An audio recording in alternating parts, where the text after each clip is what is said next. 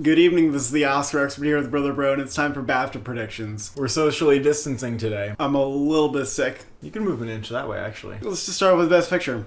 Well, what do you think's winning, buddy? I'm going to make a prediction that is in line with the last, many years, which is that they don't go with the eventual Academy Award Best Picture winner, which will be Everything Everywhere All at Once. My confidence is only increasing there. I just can't make the case for other films.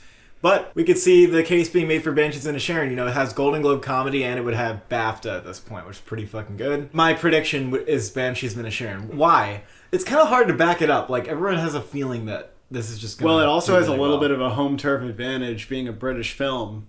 I suppose so. Usually if you're like number 1 or 2 and you're British, you win. However, people thought the favorite was going to win over Roma because it was British, but they just went with Roma, I think. But it's not like Belfast. They did Belfast any favors. I know. That's why I'm saying this, and I'm going to make this claim.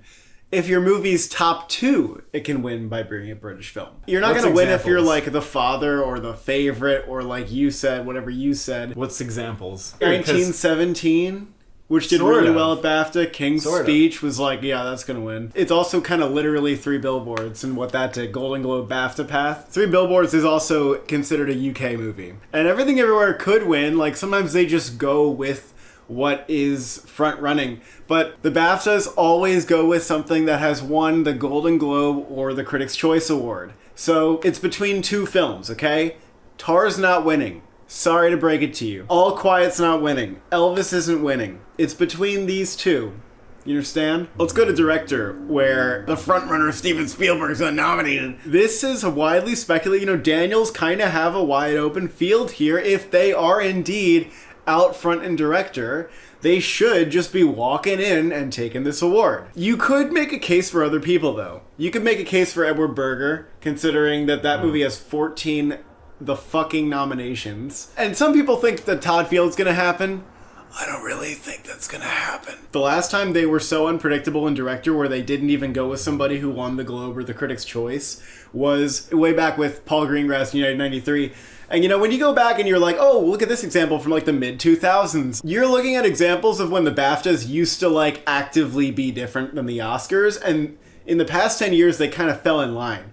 So if you're fishing back for examples from 2005 to support something, it's not actually that good of a reason to do it. Are you going to go with Daniels? Yeah, because Daniels have won Critics' Choice, and that is pretty predictive of who goes on to win the BAFTA. It's pretty predictive. Very interesting. Because who else? Because nobody else has won a major award here. I could see a Todd Field winning. But no, you can't. Because McDonough, I think, will just be happy with screenplay, and they're going to be happy giving him just screenplay. Can I tell you a story called every single goddamn year the BAFTAs have given the director award to the same person that the Critics' Choice did, except for when The Revenant won and Mad Max didn't? Okay, so I'm not saying I won't do what you're saying, because I agree that your argument is better supported than an argument for Todd Field. If the Daniels weren't winning, would you have him at number 2?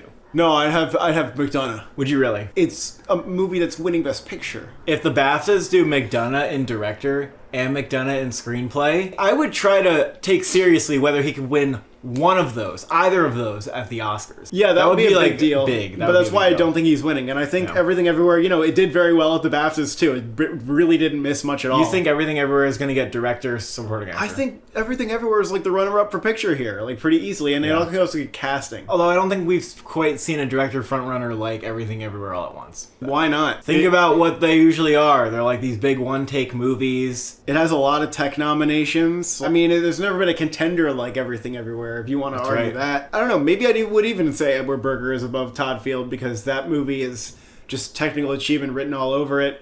And it would be like out of nowhere. The guy didn't even get nominated anywhere else. They go with like a bigger scope movie, and Everything Everywhere is more that than Banshees. They go with movies with some ambition. I will say that the BAFTAs are more likely to pair picture director than the Oscars are, but it's not like they never ever don't do it. I was going to say this. When has a film taken picture and screenplay at the BAFTAs and not one director? 3 Billboards. The King's Speech. The last time they split picture director was 3 Billboards, and then the time before that was 12 Years a Slave. They don't do it that much, but this year you can make a definite case for them doing that. I'm gonna still say Daniels, but I feel a little weird about it. If anyone disappoints, it'll be Martin McDonough. But I still think I might be wrong about that too. I think it's just going to be Daniels. I think you need to chill. A little nervous about it. Best Actress. This is going to be Cate Blanchett. It's not going to be Michelle Yeoh. That's all I have to say. Is that all you have to say? That's pretty much all I have to say. That's just what it's going to be. Feels like Tar's going to win something at the BAFTAs anyway. Best Actor. This is tough. So, like, a lot of people think that it's going to be Colin Farrell. Banshees is going to do very well. Yep. He's a home turf advantage. And the race is split. So, like, last year, everyone was like, Benedict Cumberbatch is going to win the BAFTA because he's British. But Will Smith was sweeping. And when there's a sweeper, they usually get in line. I actually have data on this shit. But this year, we don't have a sweeper. So, like, normally, like, let's say Austin Butler won the Golden Globe and the Critics' Choice. I'd be like, Austin Butler. But this year, when the race is very split, and Colin Farrell does have a lot of critics groups wins, you can see them just going for Colin Farrell. However, a lot of times we do predict this to happen, and it doesn't happen. Like Benedict Cumberbatch. Benedict Cumberbatch is sort of similar to Colin Farrell. The critics loved Colin Farrell. They gave him more awards than Brendan Fraser, not by too much, but by a decent amount. People also thought Richard E. Grant was going to win. But he didn't. To Mahershala Ali. Yeah, and Mahershala Ali did win. For Green Book. I'm not going to say Colin Farrell here. You're not? Because I don't think Colin Farrell's going to win the Oscar. And I think if Colin Farrell wins here, it's going to be like him versus someone else. It's going to be him versus whoever wins SAG. I don't know why. I just don't see it being a Colin Farrell. I don't see him being in the top two.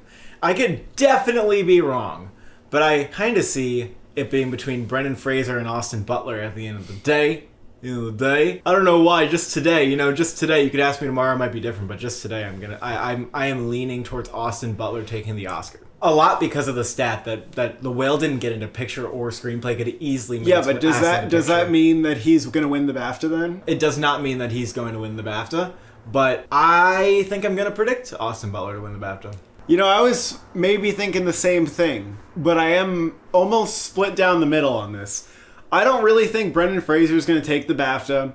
I think maybe he can take the SAG. It'd be a fucking weird situation if Austin Butler won the BAFTA and Brendan Fraser won SAG. That'd be, like, really weird. People thinking that a British person's going to upset the award happens, like, half the time that people expect it to.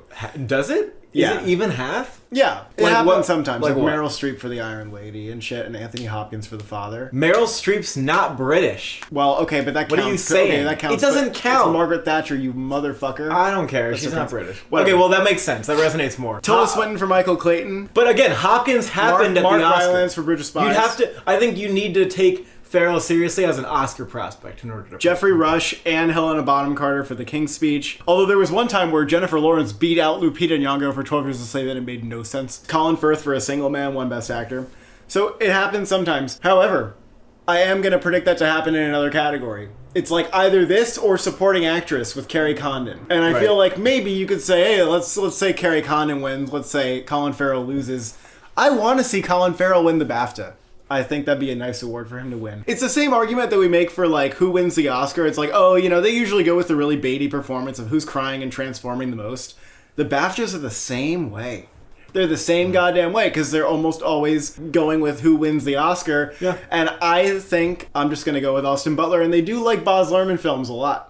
The argument, though, for Butler feels similar to Fraser, given that they are both very baity performances. The difference being that The Whale is not as well-liked of a movie. The Whale did get 4 noms, though. They did like it here a lot. I was going to mention that. They did like it here a lot. So I'm going to go with Austin Butler, as weird as it sounds. As weird as it sounds. And they liked Elvis a lot. I get that he only won the Golden Globe, like only that. Here's what you need to say if you're going to say Colin Farrell. The British folk take this award and then it looks really serious. It's like, oh my God, they might win the Oscar. And then oftentimes they do win the Oscar. So I think you really have to be like, okay, I think that Colin Farrell could win the Oscar. Or I think he's going to win the Oscar. He would have a legitimate If you think he's shot. going to win the Oscar, you're 100% gonna predict him here. 100%. I just don't see it as much as the other two contenders. Yeah, if Colin Farrell wins the BAFTA, that gives him like at least like a 40% chance of winning the Oscar, I would say. I actually don't care who wins because I think that they're all really good.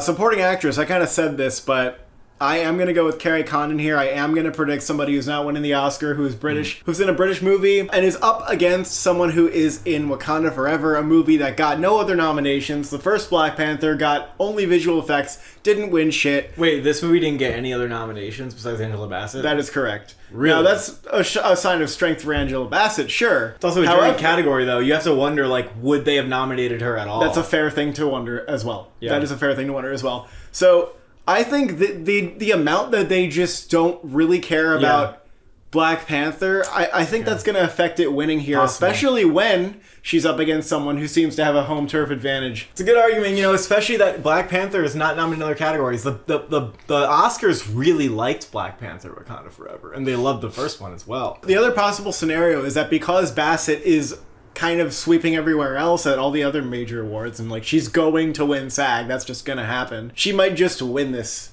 like as part of the sweep. That's the other way that we could see it go, and that happens sometimes. But I think there's something weak about Wakanda Forever at the BAFTAs. There's something strong about Banshees, and I think that Carrie Condon would make sense as part of the win package too. For Banshees? It does fit the argument I was trying to make earlier for why I'm not predicting Colin Farrell, right? When someone's sweeping and then you go against it and say, oh, the BAFTA are going to do something a little different. Oftentimes they don't. But this time it's interesting. Angela Bassett being in a film that they didn't show that they liked. I could see her winning. Like, in my TV, in my head, the same one that says that McDonough wins director, which is still pretty fucking weird. They say Angela Bassett, and then I say in this exact cadence, oh my god! Because, like, if that happened, it would be kind of an insane sweep. It'd be astonishingly strong. I never expected that performance to be so strong that it would sweep every single major award. But if she wins it here, she will sweep every single major award. Because I think she's getting Academy Award and SAG. And I always thought, like, this supporting actress category, it is unpredictable. It could go many ways. They could be splitting the winners. I don't know if that's going to happen. I'm not sure. She could win everywhere. I feel like if I predict Carrie Condon, I really have to take her seriously for the Oscar. You don't think so? Yeah, that's fair. Okay, sure. Yeah. I don't think she's going to win the Oscar. You can think that. That's fair to think. I told you, The King's Speech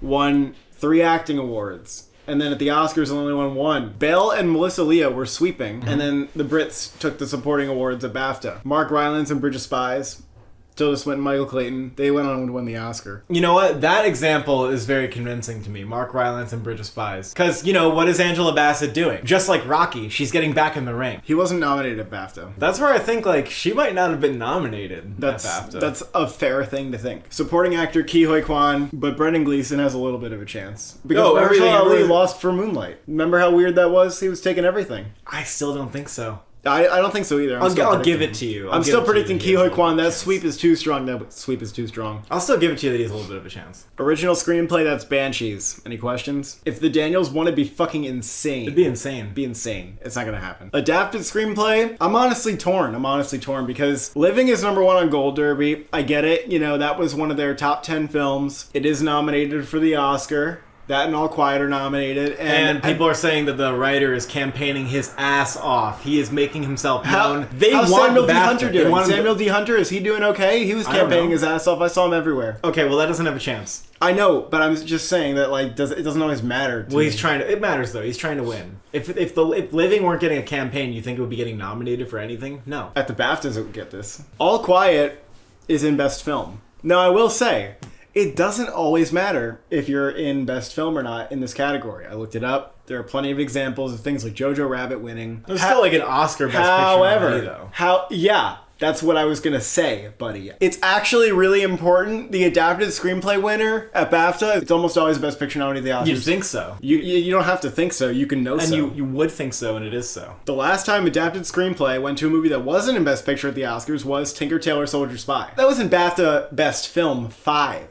That was in BAFTA Best Film 5. And before that, it was The Diving Bell and the Butterfly, which would have been the Oscars Best Picture. So really, if you're not in the BAFTA Best Film 5 and you're not in the Oscar Best Picture lineup, your odds of winning the award are lower. Now, sure, Living is kind of stronger at BAFTA, I get it. But honestly, I'm going to go with the group that loved All Quiet the most.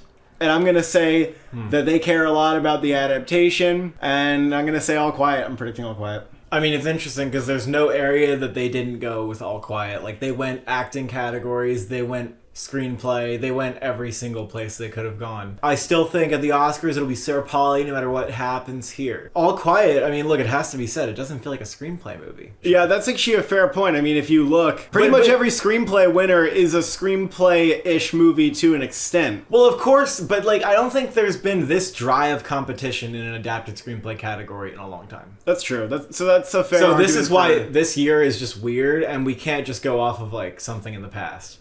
Yeah, I guess so. Because like All Quiet, yeah, that's the movie that's in Best Picture. That definitely matters. But it's a war film where the dialogue is not the standout thing. Like, that's not the reason that the film was nominated. The film was nominated because of all the text. The writing was fine. It would be a weird winner. I think both of them would be weird. Living would be very weird. That's the thing. It got in their Best Film 10, though. It did get in their Best Film 10. Living also only has 3 nominations, which is not a lot for a screenplay winner at BAFTA. Although Living Coda had the taking same. Screenplay. And it's not like they nominated Living in like a crazy amount of categories either. I will say this.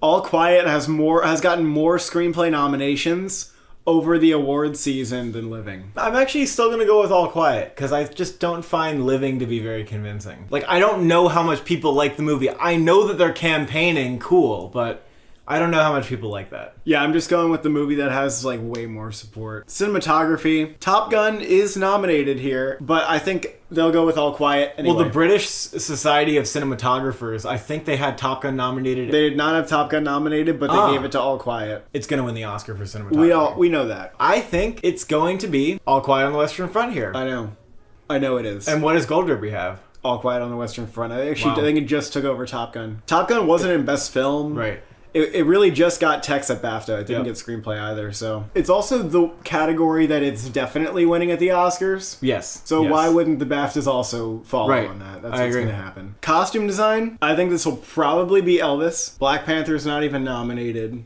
They love Elvis. Yes. What else could they do? I think there are 2. I don't think that they would do Babylon. I don't think that's like really in the question at all. I actually think like Elvis. Mrs. Harris Goes to Paris has a little bit of a shot, but they have given Baz Luhrmann films a heck of a lot of awards in the past. I don't have any reason to doubt it. Yeah, I would just say Elvis. That's like a top 2 for the Oscar as well. It's between that and Black Panther. But Mrs. Harris Goes to Paris could like legitimately upset. I actually think there's a shot. Editing is between Everything Everywhere and Top Gun. Everything Everywhere is winning on Gold Derby because their justification is probably that the BAFTAs just go with the most editing. I say the BAFTAs go with the most engines. They kind of go with the most editing. They went with Vice. Well, they didn't have an engine movie. It wasn't correct. Up against an engine That's movie. correct. Give the examples. Rattle them off. There's so many. They gave it to a goddamn documentary. They gave it to a racing documentary. Yep. They gave it to Rush. Driver. Rush wasn't nominated for any Oscars. No Time to Die. Things That Go Vroom Vroom. No Time to Die has Ferrari. Things That Go Vroom Vroom. People are also saying, you know what, though? Everything Everywhere is a bigger contender. It's nominated in picture. Top Gun's not nominated in all these other categories. Literally every movie since Argo. Argo was the last movie that was nominated at BAFTA for Best Film that actually won editing. Every other editing winner has not been in Best Film. Really so it doesn't even matter. Huh? It doesn't even matter. Wow. That's a good... That's very and you good. might be saying, what about Mad Max? Actually, Mad Max wasn't nominated for BAFTA Best Film. Kind of fucking weird, right? Also Really? an engine movie, yeah. This is going to Top Gun. I think it's going to Top Gun too. I gotta stick to that. Makeup and hair. For some reason, The Whale is out front here. The Whale just won the Makeup Guild, and it beat Elvis at the Makeup Guild. Elvis won a couple awards, but in the main category, when it came down to it, The Whale came, and it beat it for that award. Elvis could win a handful of awards at BAFTA. We already have it predicted for costumes and actor. I'm feeling Elvis. I'm feeling Elvis. This is another like coin toss to me, though. I still think The Whale could pull it off. The Whale just felt like the makeup frontrunner to me when I saw the movie. Well, I just didn't see the movie like being so unliked or not getting into Best Picture. Last year, I thought House of Gucci might win because that had the most transformative prosthetics. I mean, Tammy Faye was kind of close, but they completely like buried Jared Leto, turned him into a different person. Yeah. And that movie didn't win. And they liked House of Gucci a lot. They shortlisted the fuck out of that movie. Oh yeah, Chastain wasn't even nominated at BAFTA. Yeah. And they still gave it the award. Yeah. That's why The Whale could still win, though. Remember the favorite one makeup instead of Vice? Really? That was weird. That's very weird. Can I be weird here? Can I just be weird? Do whatever the fuck you want. I'm going to be weird. I'm going to say The Whale. And I want you to say Elvis. I'm going to say Elvis. Production design. Number 1 on Gold Derby is Elvis. Now, I just don't buy that Elvis is winning the Oscar. This is for people who think it's winning the Oscar, but I don't think Babylon's winning. I think Babylon is a worse shot than Elvis at BAFTA. Unless it's a sweeper, which I don't you're really going to predict expect. All Quiet. I'm going to predict All Quiet. They went with 1917 here over the Hollywood movie. They really, really loved that movie. It could be Elvis. I mean, Strictly Ballroom won, Romeo and Juliet won, and Great Gatsby won. But Moulin Rouge did not win. I don't know if Elvis's production design stands out as much as those. They should have just had Baz Luhrmann direct Babylon. Then you could just easily give Babylon the production design award. I'm like maybe gonna go with you on this one because I don't see what's all that about Elvis's production design. I agree with you that I don't know, like nothing like pops into my mind when I think about All Quiet. I know what's great about it. The trenches. Well, just the trenches, really. You think Elvis is number 2? Yeah, I think Elvis is number 2. So before I'll say this again, I think Elvis could weirdly be the film that is perceived as production design because Baz Luhrmann did it. And that could help just make it win. I'll go with All Quiet as well. And that's going to make the Oscar race really interesting because that will be a 3-horse race. It really, I think people are going to be like, oh, Babylon, that's out. Well, not if it wins Art Directors Guild. Best score, I have Babylon. I think Babylon might be just sweeper.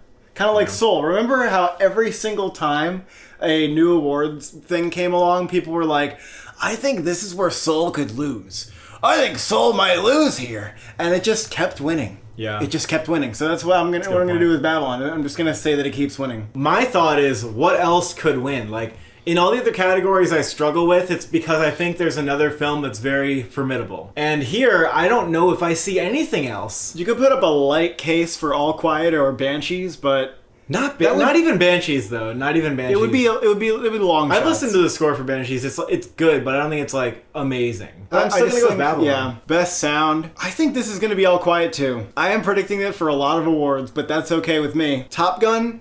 It doesn't need to win sound because it's winning editing. That's not the same as it is with the Oscars. I think Top Gun will probably win the Oscar, but they liked All Quiet more than Top Gun. I think the Oscars probably like Top Gun more than All Quiet. They don't do like a racing thing in sound. They don't pair the racing winners. They don't pair winners the same way that the Oscars do. In a weird way, I might go with All Quiet over Top Gun again. I still think Top Gun's going to win at the Oscars. I know. Although it will definitely sow doubt in people's minds. No, I think a lot of these wins could sow doubt in people's minds. But there are years where they just kind of go a little crazy. Visual effects, Avatar.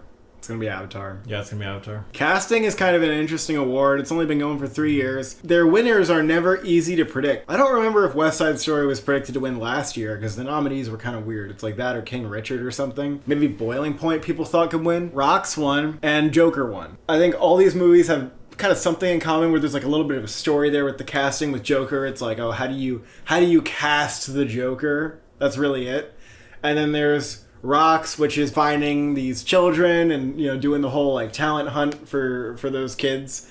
And West Side Story is like, oh, there's a pre-existing thing, and how do you cast all these great roles like Mike Feist, Ariana DeBose, Rachel Zegler, like big casting hunts for these people. I don't think it's going to be After Sun or All Quiet. Elvis kind of maybe has a similar thing to Joker where it's like just really about casting that one lead performance. Yeah. But then Everything Everywhere has a lot of narrative with the casting. Michelle Yeoh, bringing her back with all the skills that she has, bringing Ke Huy Quan back for his comeback. Stephanie Hsu's a great find, and then Jamie Lee Curtis is this great veteran put in the supporting role. That's what people think's going to win, but you know, they really do not go along with SAG Ensemble much in this category. So it's kind of weird, I think, to predict what seems like the easy winner and what seems like it's going to be the SAG winner. But I do think that Everything Everywhere has like the best case for itself. It just feels too predictable for this category where it never goes the way that it seems. The only other contender, I think, is maybe Triangle of Sadness. I'd be very happy if that won. So it's Elvis or Everything Everywhere, unless you want to be weird. Gold Derby thinks Triangle is number 2, and Elvis is number 4. Triangle is number 2 on Gold Derby? I get it, because there's a lot of really interesting I agree, but it hasn't been nominated for Ensemble like anywhere. It hasn't seemed to get That doesn't recognized. matter. Neither did fucking Joker. Or Rocks. Even West Side Story, did that get a SAG Ensemble nomination? None of the winners so far have been nominated for a SAG Ensemble. Does that matter? Elvis would definitely be like a Joker, but also like, do you think it hurts Elvis that Tom Hanks was cast really weirdly? I don't know. I don't know either. I might just go with Everything Everywhere here and fall in line. I might hop on that bandwagon. The bandwagon does look nice. I agree. I'm joining the bandwagon on it. Animated feature, Pinocchio. There's nothing else that's, Yeah. Documentary. A lot of people think it's going to be Moon Age Daydream. Because it has an editing nomination. Well, it doesn't have an editing nomination. It's just got an editing shortlist. So that's the only reason people think it's Moon Age Daydream. No, it's because it's about a British person, and it is a British documentary from a British filmmaker. I don't know how much I care. I mean, it's not like Jane won. I honestly don't know why Navalny is number 5. Yeah.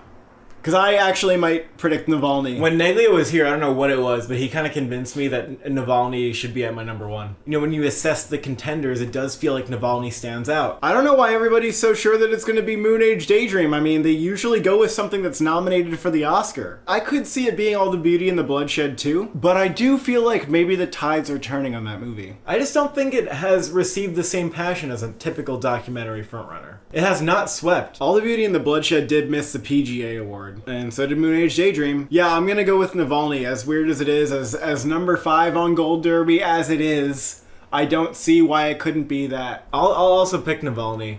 I mean, I'm on this weird kick where I'm like, okay, maybe that's the Oscar movie, and so I'm just gonna keep going with it, and if BAFTA goes with something else, I might just fall in line with whatever they do. If BAFTA, they go with Fire of Love, for example, I'm definitely going to predict Fire of Love for the Oscar. If BAFTA doesn't go with Moon Age Daydream, remember when they would become the front runner for the Oscar? Yeah, absolutely, yeah. And remember when they went with My Octopus Teacher, when people were like, "What? That's happening?" Correct. And then the Oscars were like, "Yeah, we have to do it as well." Yeah, that was such a weird documentary. That movie also won PGA. Good movie, though. That's the other thing. I think that Navalny might also win PGA. Or Fire of Love. Foreign film, it's All Quiet, no question about that. And British film, that's going to be Banshees. Some people think, oh, this could be Living. Or After Sun. I'm let's curious. Take a look. What do they do? Let's take a look. The question that we're trying to answer is, do they always go with their favorite movie and Best Picture? Like, did they give 1917 Best British Film? They did. Last year, it was Belfast, a nominee. The year before that, Promising Young Woman, a nominee. 1917, The Favorite, 3 Billboards. All nominated. I, Daniel Blake. That was nominated for Picture and Director, yeah. Brooklyn, The Theory of Everything. Really up against The Imitation Game, but both were big contenders. Gravity, somehow a British film, beating Philomena, a bigger contender. The biggest contender wins. That's it. I'm predicting Banshees. Fine. No question about it. Were there any close races? Yeah, The Father and Promising Young Woman, but they were both technically British films, and people thought, well, The Father's like actually British, so that will win, but it didn't. It's really the biggest contender wins. People also thought, oh, No Time to Die is going to win the British Film Award. Sorry. Yeah. It was Belfast. And finally, the Rising Star Award. I don't really know how you do this, but there's basically 2 people that could win. Daryl McCormack, Naomi Ackie. Most people think Daryl McCormack's going to win because he is nominated in Best Actor. I have a hunch that it's Naomi Ackie. I don't have a particular way of predicting it. I think the public votes on it. I'll just go with what you do. Following in your brother's footsteps. And those are our BAFTA predictions. The BAFTAs are on Sunday. You can stay tuned for our reactions. Thank you for watching. Thank you for subscribing. If you were British, would you vote for a British movie?